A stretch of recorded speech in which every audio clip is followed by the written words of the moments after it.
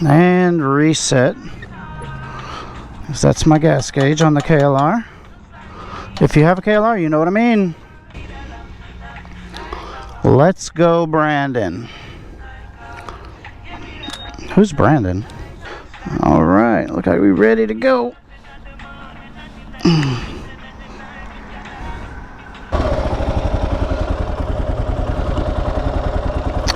All right. Let's hit the Interstate. But wait, I'm on a KLR. I'm not supposed to be able to ride on the Interstate. Hold my beer. Oh, I do it all the time. No matter how many times I ride this bike, I'm always pulling the clutch and looking for that 6th gear. The 6th gear that does not exist.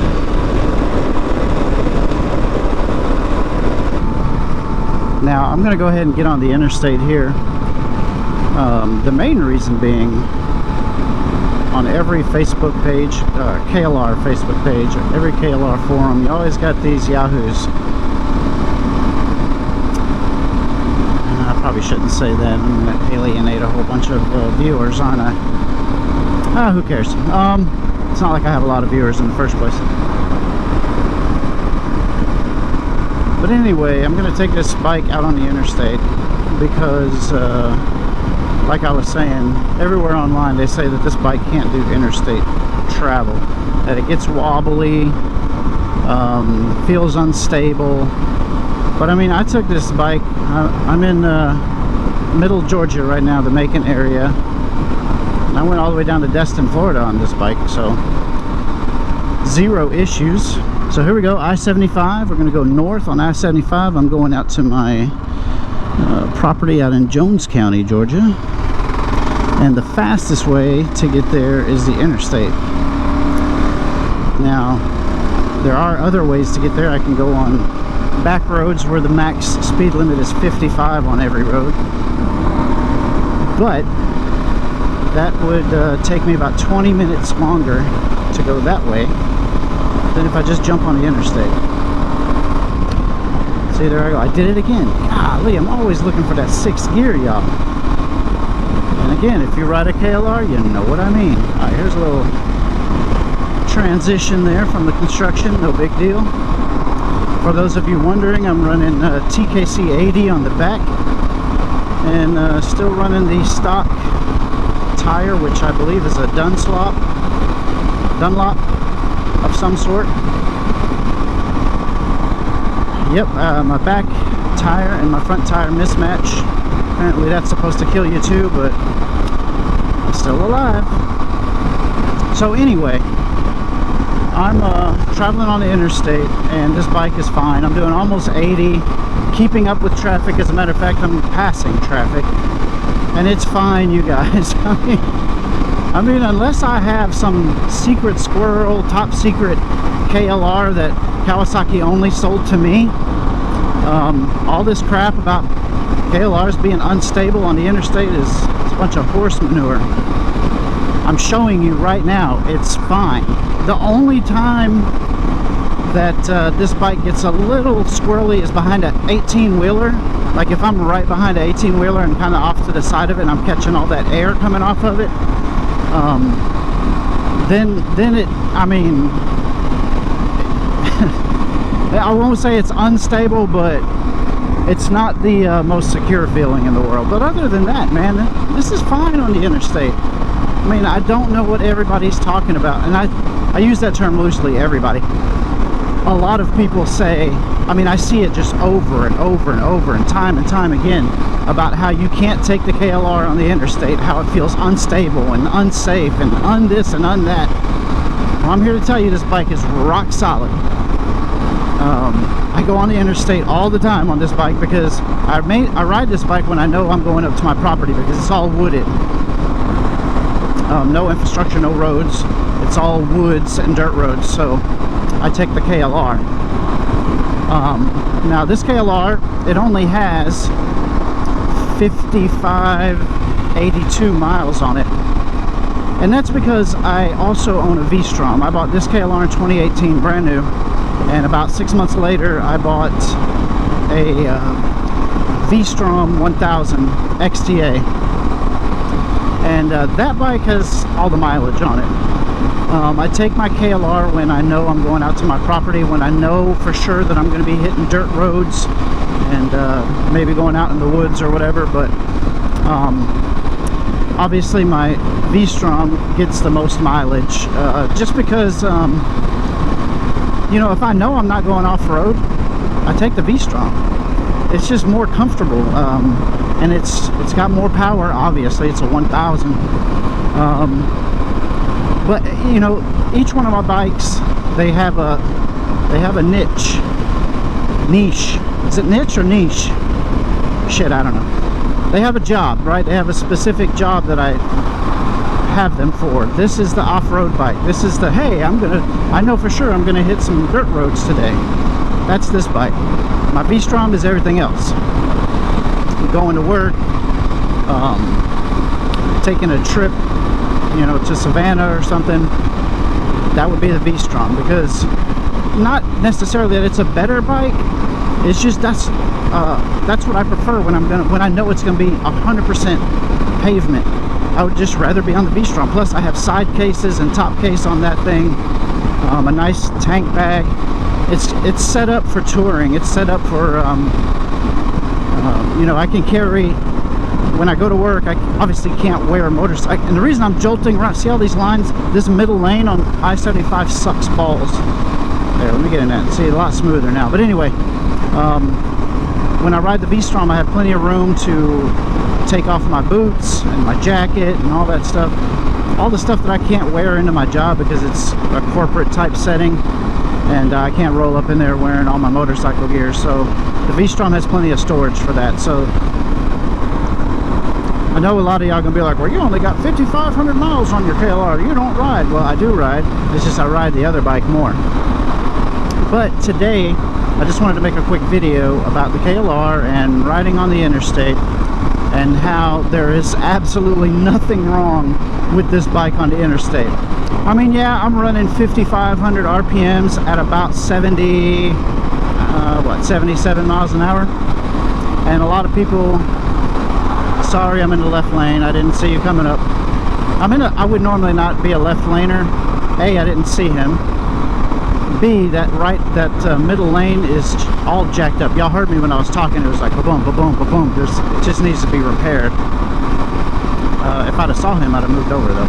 Anyway, I don't even know what I was saying. But I just want to make a video. Look, I'm up to 80 and didn't even really realize it. Oh damn, that sucks. Going out to the lake and got a flat tire. You're gonna be a little late getting to the lake, homie. I hate it for you. But yeah, man, don't believe all the negativity about the KLR not being able to do long distance, not being able to go on the interstate because it feels too unstable. Look, I mean, I am fine. Look, nothing. Look, this bike is solid, y'all. Like, I'm showing you. I don't know what else I can do to prove that what people are saying on the internet is just plain false. I mean, I'm showing you right now. I'm perfectly rock solid at 80 miles an hour rolling down I-75 north. What more do you want? You know, what more proof do you want? Now, all these people that are having issues riding on the interstate, maybe their bikes got issues. Maybe their tire pressure is wrong. I do check my tire pressure because I don't ride this bike as often. I'm a little bit more vigilant about tire pressure on this bike. So, you know, I run exactly what the book says. I run 21 psi in the front. I need to get over. I don't want to be pissing people off because I know I'd be pissed. Anyway, I run 21 up front and 28 in the back. That's what the book calls for. That's what I run. I don't you know, decrease the pressure when I go off-road. I don't do any of that nonsense. I don't know, maybe the people who have issues on the interstate, maybe they just maybe their tire pressure is jacked up, or I don't know what it is. Maybe they have too much weight in the back. Maybe they're running side cases and they're loaded down in the back, which is you know, bringing the front end up a little bit. and maybe causing that instability. I don't know, but I do have a top case on mine, and I've got a water bottle in there, so not much weight back there. I don't really carry much weight on this bike usually. This is my have fun on dirt roads bike. So I don't know what's up with these people that are constantly, I mean, you see it, it's to the point of being frustrating, because I know that I can get on the interstate and do 80 miles an hour and be just fine. I still have throttle left. I mean, I can, if I needed to pass somebody, I can. So I don't know where all this stuff is coming from, but I'm here to tell you, the KLR, look, I'm behind this van, it's giving off a little bit of wind, and I'm still pretty stable. It's usually 18-wheelers. That's the part that getting right behind an 18-wheeler on the interstate, now that's a little bit unsettling, but hell, even on my V-Strom, I've gotten behind 18-wheelers and caught it just right and wiggled, you know. I mean, it's just 18-wheelers give off. Hell, I've been in a car, and you know, you're affected by turbulence off of 18-wheelers, or maybe the wind coming if it's a windy day. But with all conditions being equal, today it's a little breezy, but not much. The KLR is nice and stable. I don't feel unsafe at all. It's good to go. Like I said, I took this bike from Middle Georgia all the way to Destin, Florida, and back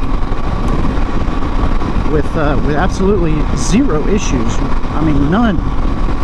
And that involved, let's see, I was on I-75 and I-10 for that trip, with a lot of back roads in there too, because, I mean, let's be honest, no matter what I'm riding, I'd rather be on back roads than interstate. That's whether I'm in a car or a motorcycle. The interstate's boring as hell. But sometimes you're in a time crunch, like I am today. I'm not really necessarily in a time crunch, but I have other shit to do. It's a Sunday, and I've got shit to do in my yard, back at the house. But I wanted to get the KLR out because I haven't ridden it in like 3 weeks. So she needs to get out and play a little bit, and which is why I took the KLR instead of the V-Strom, even though I knew I was going to be on the interstate. Twofold, you know, the KLR needed to get out, and second reason is I want to make this video. So see, this 18-wheeler is not even bothering me right now. But like I say, second reason, just to show everybody that don't believe the hype that you see on the internet.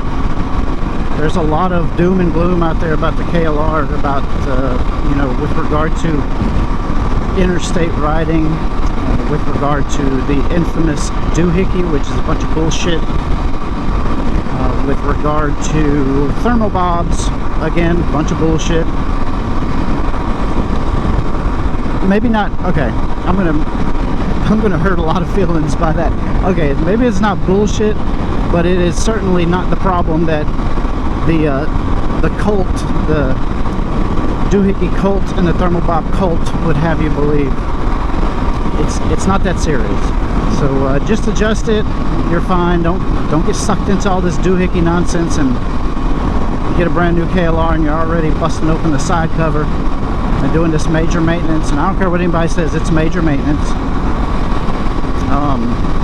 When you're having to get special tools and pullers and this, that, and the other thing, that falls in the category of major maintenance. Routine and minor maintenance would be oil changes, filter changes, things of that nature. When you're busting open side cases and you're having to reseal multiple components, that's major maintenance. I don't care what anybody says.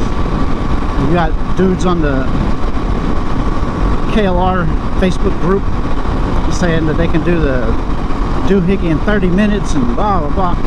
Listen, don't get sucked in. There's an old adage that says if it ain't broke, don't fix it.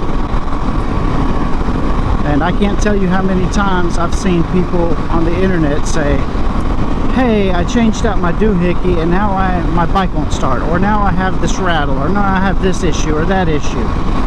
all because you changed out a part that didn't need to be changed out. You just got sucked into all the bullshit on the internet, and all these people who say you have to do it or else your bike's gonna blow up. No, listen, you can do what you want. It's your bike.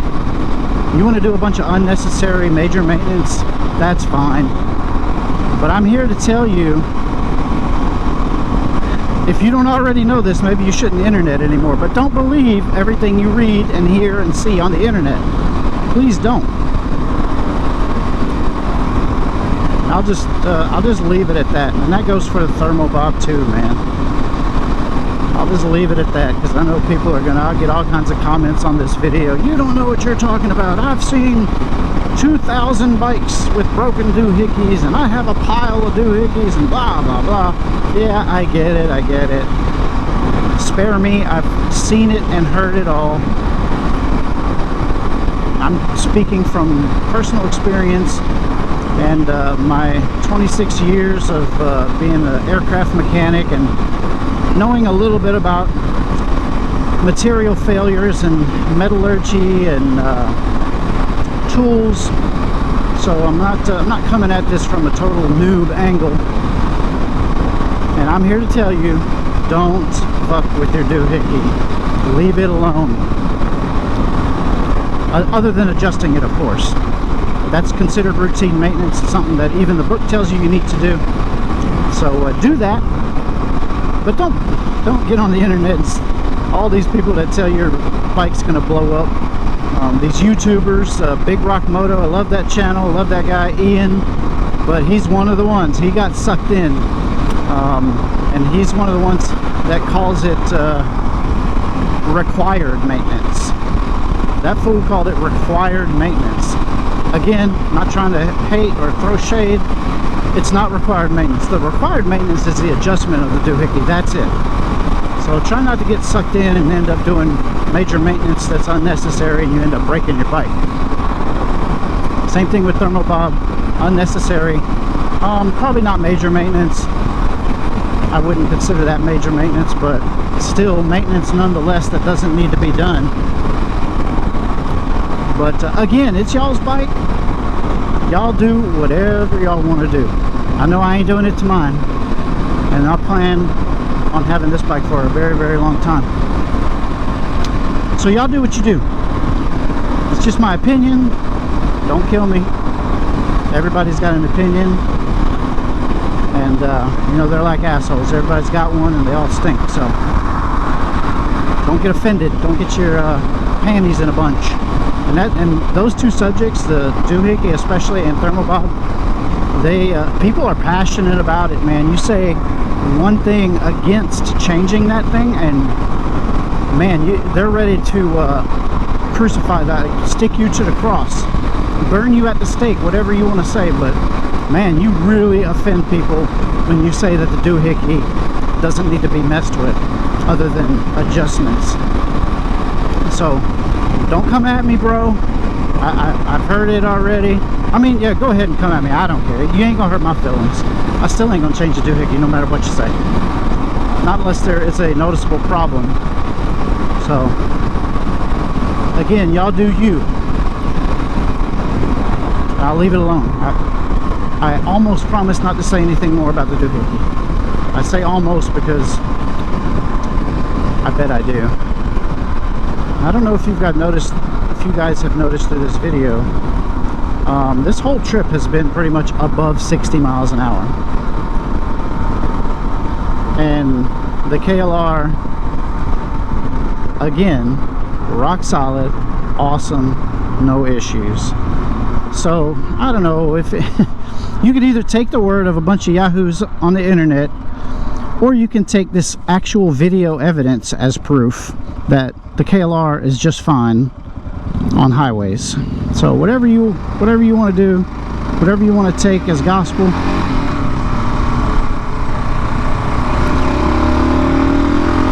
you do you figure it out. But I'm here to tell you, the KLR is just fine if you want to take it on the highway. You're not going to hurt anything, you're not going to crash, you're not going to die, you're not going to get a what you call it, stick shake, not a stick shaker, it's not an airplane, tank slapper. Holy Moses, you're not going to get a tank slapper. You're going to be fine, I promise, unless you haven't maintained your KLR, your tire pressure is shit, or something else is shit. You know, you don't have your axle nut tightened properly, or whatever the case may be. And that's the disclaimer, right?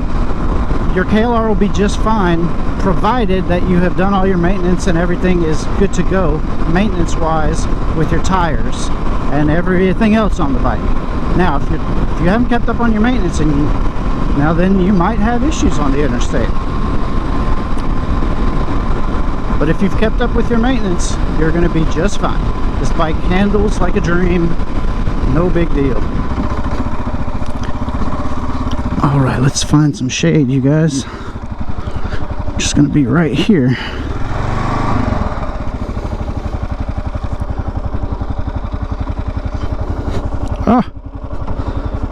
All right. That's another thing, man. A lot of people complain about the seat, how uncomfortable it is, but I find it to be, I mean, look, it's big, it fits my ass perfectly. It's more than enough for my ass, and look, how is this uncomfortable? I mean, damn. Like I said, I did 6 hours one way to Destin from where I live on this seat. It was fine. It was just fine. So there's a lot of things that people complain about this bike, and I just wonder if those are the type of people where, you know, if you handed them $20,000, they'd find a way to complain about it. You know, they'd say, well, yeah, it's 20 grand, but I wanted it in $100 bills, not $1,000 bills. Is that a thing? Is there such thing as a $1,000 bill? Anyway, but those are the type of people that complain about the KLR. They complain about everything, I feel like. Like, when I picture how they live their lives, they are the type of people that just complain. Nothing is ever good enough. So when people are like, you can't drive this on the highway, the seat, this cushy, big-ass seat, it's so uncomfortable, and this, that, and other thing. I just think, man, they probably complain about everything. But anyway, I have digressed enough. All right, so I've just ridden, let's see,